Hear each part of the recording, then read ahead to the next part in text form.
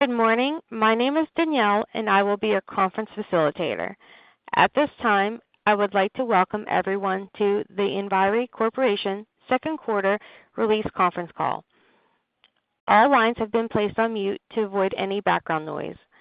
After the speaker's remarks, there will be a question-and-answer period. If you would like to ask a question during this time, simply press star and the number 1 on your telephone keypad. If you would like to withdraw your question, please press star then 2. Today's conference is being recorded, and this telephone conference presentation and accompanying webcast made on behalf of Enviri are subject to copyright by Enviri Corporation, and all rights are reserved. No recordings or redistributions of this telephone conference by any other party are permitted without express written consent of Enviri. Your participation indicates your agreement. I would now like to turn the call over to Dave Martin of Enviri Corporation. Mr. Martin, you may begin your call. Thank you, Danielle, and welcome to everyone joining this morning. With me today is Nick Grasberger, our Chairman and Chief Executive Officer, and Tom Vadaketh, our Senior Vice President and Chief Financial Officer. This morning, we will discuss our results for the second quarter and our outlook for the year. We will also discuss briefly our announcement this morning related to the evaluation of strategic alternatives. We'll then take your questions.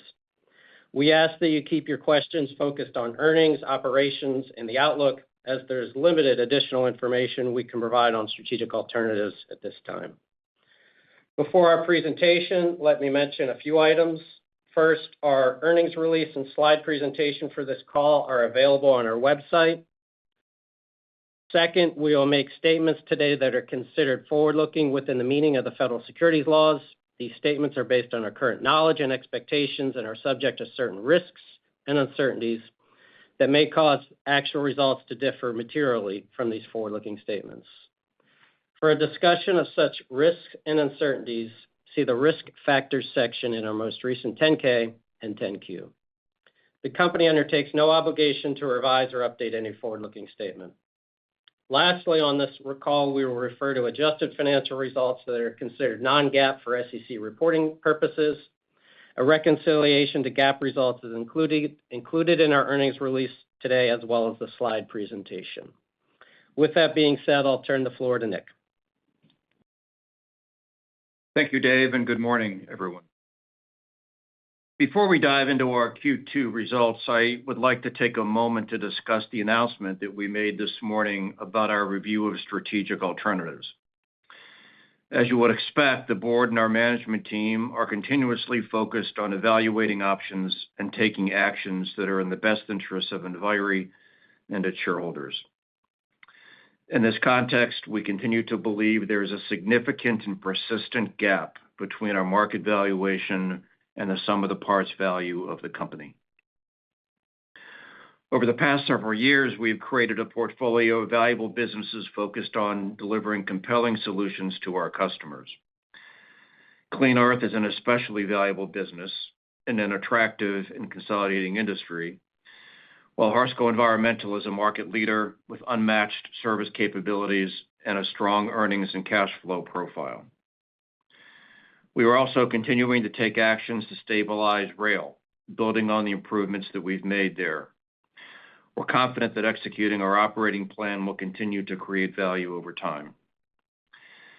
With that said, we believe there may be alternatives to unlock this value sooner, and we think now is the right time to initiate a formal evaluation of our business portfolio and strategic options with the assistance of our advisors. This evaluation will consider a wide range of alternatives, including a tax-efficient sale or separation of the Clean Earth business, along with a continued execution of the company's business plan. This process will also consider, amongst other things, the capitalization needs for our businesses in the future.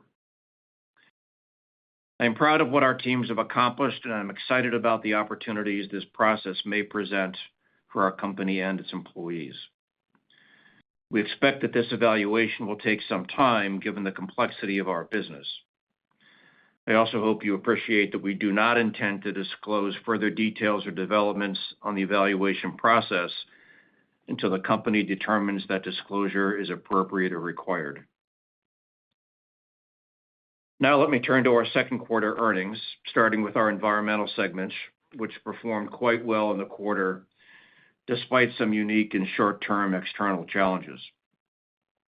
Tom will cover our financial results in more detail shortly.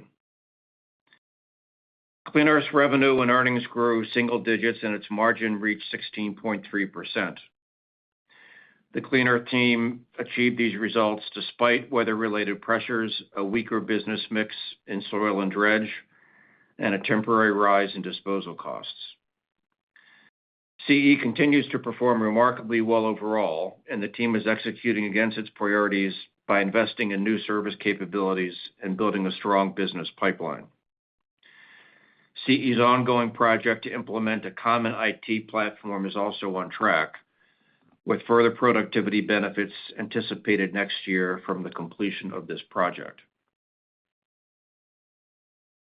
Turning to Harsco Environmental, the business is managing well through persistent softness in the global steel market by managing its costs and flexing capital expenditures, among other actions, while maintaining industry-leading service levels.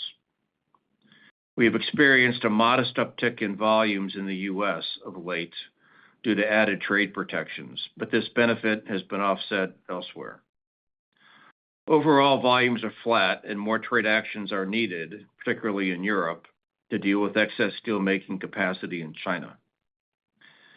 With that said, recent U.S. dollar weakness is a positive, and we expect HE's results to improve considerably in the second half of the year, much of which will be driven by internal initiatives. New sites will benefit us more in the coming quarters, as will improvements at a few underperforming locations. Moving to Harsco Rail, demand for standard equipment and parts has slowed considerably since the end of Q1. Orders from U.S. customers, as well as those from China, have paused in recent months. Demand from key customers elsewhere, including in Canada and Mexico, is also very weak. We attribute this softness to economic and global trade uncertainty, with the related impacts appearing more pronounced in our niche segment of maintenance of way. We expect these impacts to be temporary and are confident in our market position. We may benefit from the finalization of U.S. trade agreements, but we would not expect to accrue any related benefits until next year at this point. As a result, we have reduced our outlook for the year, and our rail leadership team is increasingly focused on internal initiatives to help offset these impacts. Supply chain and factory improvements are ongoing, and we're focused on lowering rail's overhead. The team also continues to advance and reduce our risk on the large ETO contracts. Last quarter, we announced an amendment to our Deutsche Bahn contract, and we are still engaged in discussions with Network Rail. Several other smaller ETO contracts have been completed, and the remainder will be finished next year. As we've said in the past, the cash flow in our rail business will change materially over the next few years as these and the larger ETO contracts are completed. Overall, we expect continued economic uncertainty to result in weaker demand that will cause pressure for Enviri in the short term. And as I mentioned, we've lowered our outlook for the year to reflect this. However, our environmental businesses continue to perform well, and we expect business performance to strengthen for each of our segments in the coming quarters. Looking further ahead, our optimism regarding the earnings and cash flow potential for our company is unchanged. And the same is true with respect to the intrinsic value we see in our business. We look forward to progressing the evaluation of our strategic alternatives, and we'll update you on that process when appropriate. I will now turn the call over to Tom. Thank you, Nick, and good morning, everyone. In the second quarter, total revenue was $562 million, and adjusted EBITDA was $65 million. As Nick mentioned, our environmental segments executed well, and performed consistent with our expectations in the second quarter. Favorable cost performance and a weaker U.S. dollar in Harsco Environmental offset the impact of sluggish product and services volumes relative to our expectations earlier in the quarter. At Clean Earth, better pricing and volumes, as well as administrative cost controls, offset weather impacts and higher disposal costs resulting from outages at our primary service providers. Overall, our adjusted EBITDA was within guidance, albeit at the lower end, driven by the rail results. Rail performance was negatively impacted by volumes, with equipment, aftermarket, and technology sales coming in much lower than anticipated. We saw our customers adopting a very cautious view on maintenance-related spending. Rail's order activity has been unusually weak by any historical measure as a result. This demand weakness is most prominent in the U.S., where customers, including the Class 1s and others, now seem to be deferring maintenance and related capital spending due to economic uncertainty. And we're also seeing limited to no demand out of Mexico, Canada, and China, likely as a result of global trade tensions. Given these trends in rail, we have lowered our guidance for the year. I'll come back to rail and our outlook in a bit, when I'll comment on actions underway to mitigate rail's operating and market challenges. Now let me turn to our second quarter performance details on slide 4. In the first quarter, revenues totaled $562 million, which was down approximately 6% on an organic basis. Adjusted EBITDA was $65 million, with Clean Earth achieving record second quarter profits in the quarter. Divestiture impacts were an unfavorable $3 million compared with the prior year, and FX impacts were not material. Our adjusted diluted loss per share was 22 cents for the quarter, excluding the impact of unusual items. These unusual items include $16 million in rail, mainly related to additional costs anticipated to complete our Network Rail and SBB contracts. The amount related to Network Rail assumes we continue with the contract.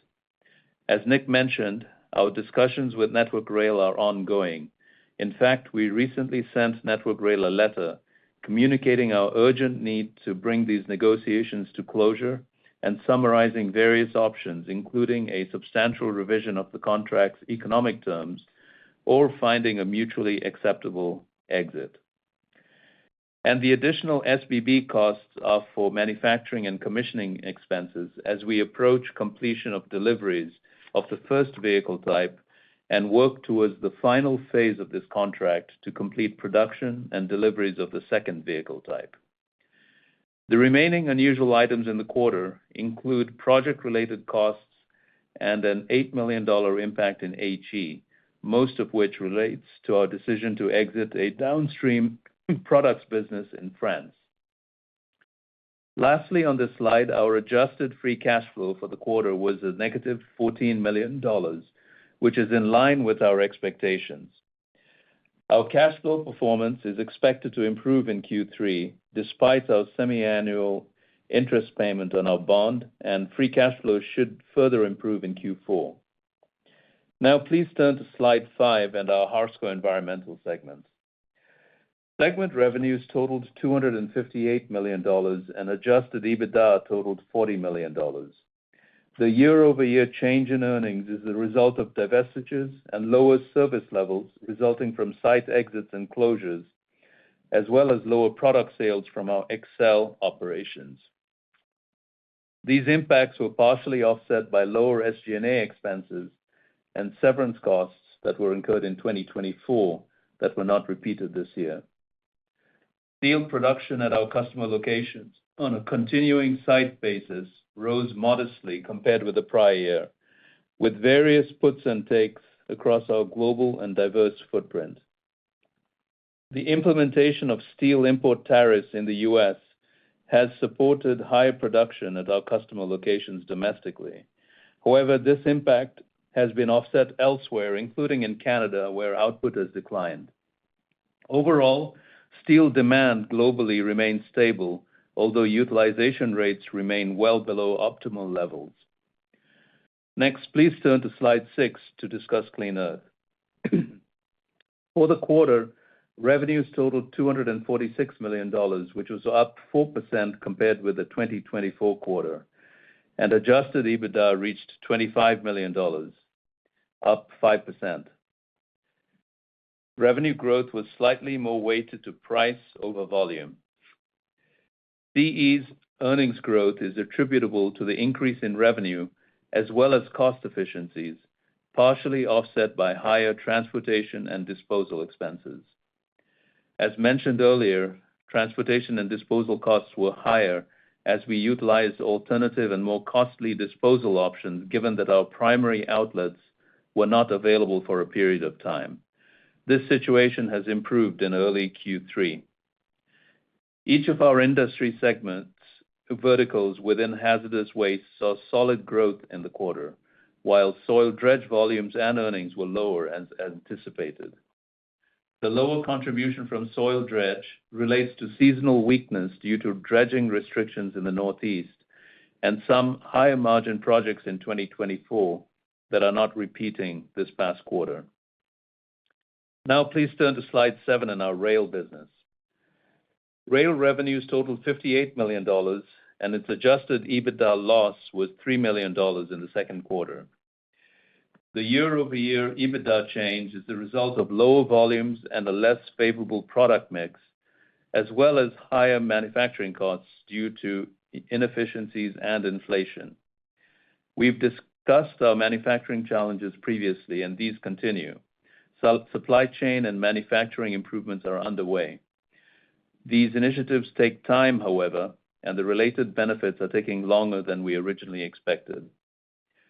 Rail is now also dealing with a weak demand environment, as mentioned earlier.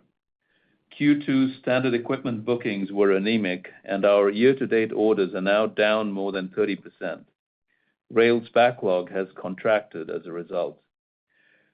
We're taking actions to right-size the rail organization in line with the lower demand. The team is currently working on restructuring plans to support the lower demand outlook, with these actions starting in late Q3 and fully implemented in Q1 of next year. Finally, on the ETOs, we've already mentioned Network Rail. We're making good progress on our smaller contracts as well as the SBB and Deutsche Bahn contracts. We expect to complete most of our smaller contracts, which total roughly 10 this year. The remaining 2 should conclude in 2026. On SBB, where we are delivering 2 vehicle types, we expect to have completed deliveries of the first vehicle type by the end of this year.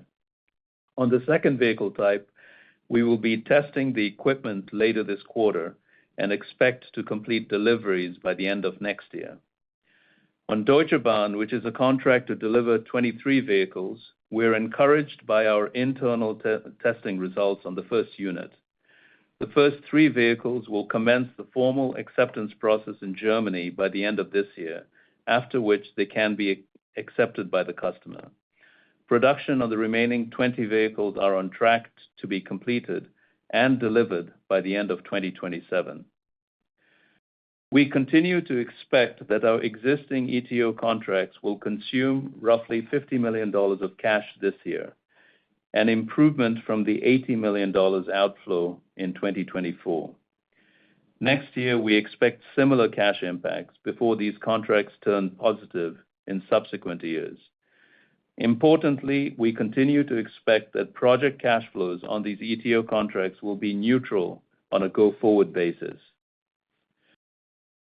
Now, let me turn to our full-year outlook on slide 8. The midpoint of EBITDA and free cash flow guidance is reduced by $15 million, driven by rail. Our EBITDA range is now $290 to $310 million, and our free cash flow range is now $15 million to $35 million. Let me conclude on slide 9 with our third quarter guidance.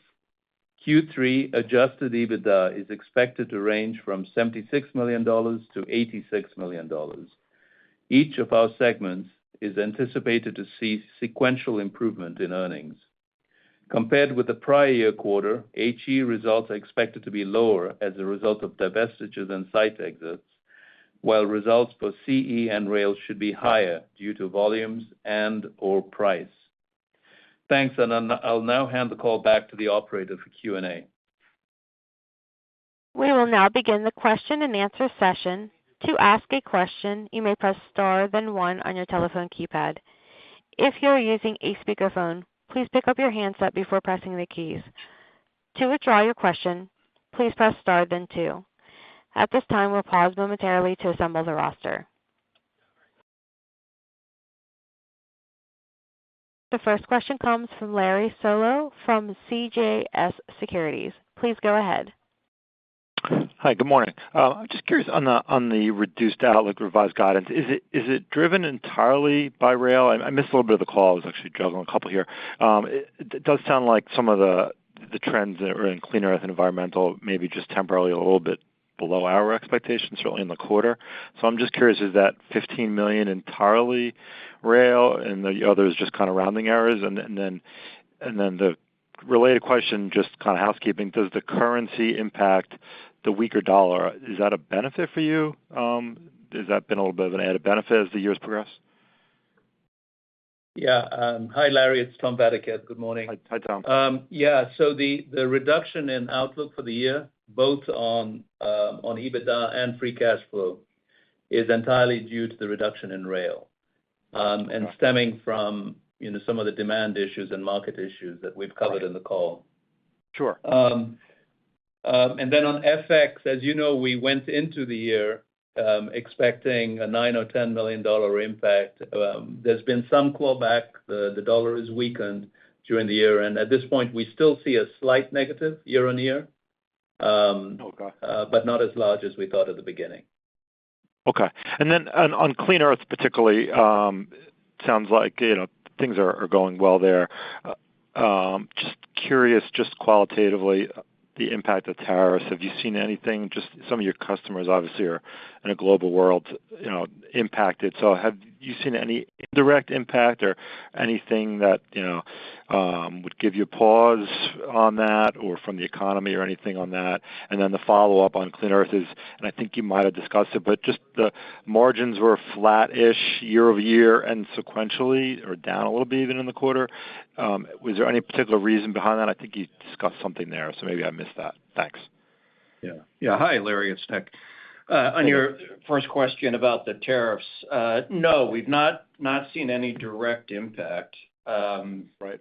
In fact, the volume trends in our so-called manufacturing and industrial segment of our hazardous waste business, which is the largest segment, have been quite good.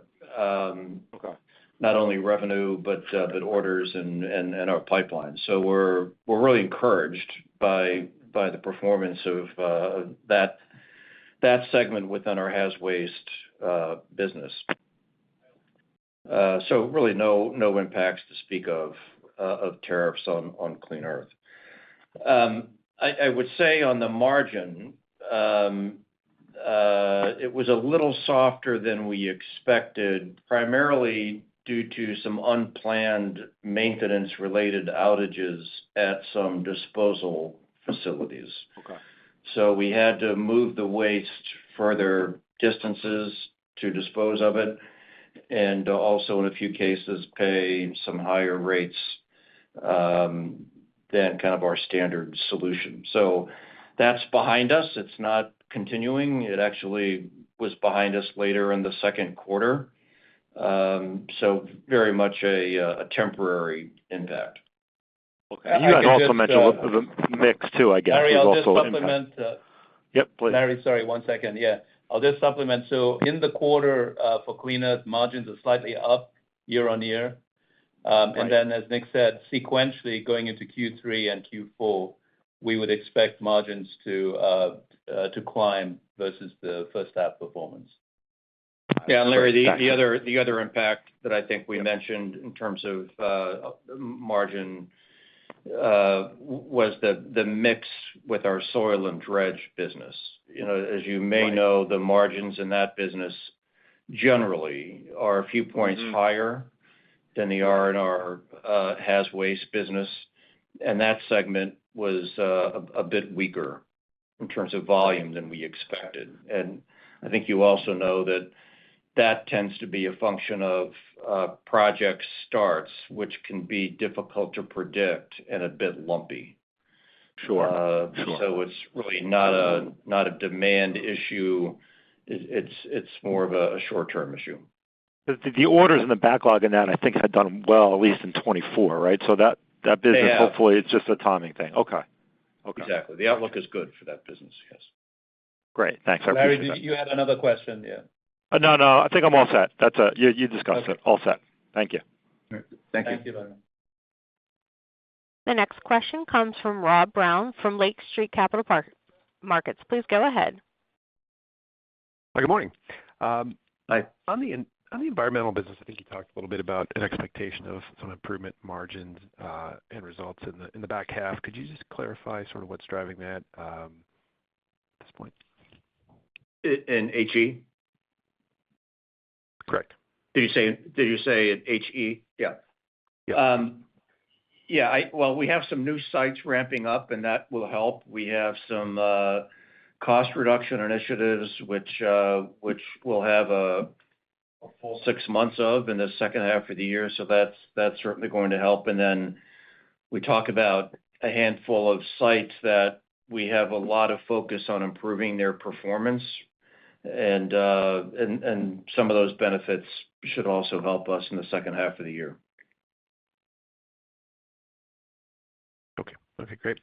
And I know there's a lot of cross currents on rail right now, but I guess historically, when you have these down cycles in rail, how long do they last? What's sort of the kind of a down cycle, or is there such a thing as a typical down cycle? But maybe a sense of how long these cycles last in the rail business. Yeah, well, in this case, we expect it to be shorter lived because there's, as you know, we're not in a recession. There's a lot of uncertainty, and of course, other big things happening amongst our customers in the Class I railroads in the U.S. And so this does happen from time to time where they just cut back spending. There are many data points that we have access to across customers and competitors that make it clear that this is an industry issue. It's not a Harsco Rail issue, but we do expect it to be short-lived. So we don't see this persisting into 2026 at the moment. Okay, great. Thank you. I'll turn it over. Thank you. As a reminder, if you have a question, please press star one. The next question comes from Devin Dodge from BMO Capital Markets. Please go ahead. Yeah, thanks.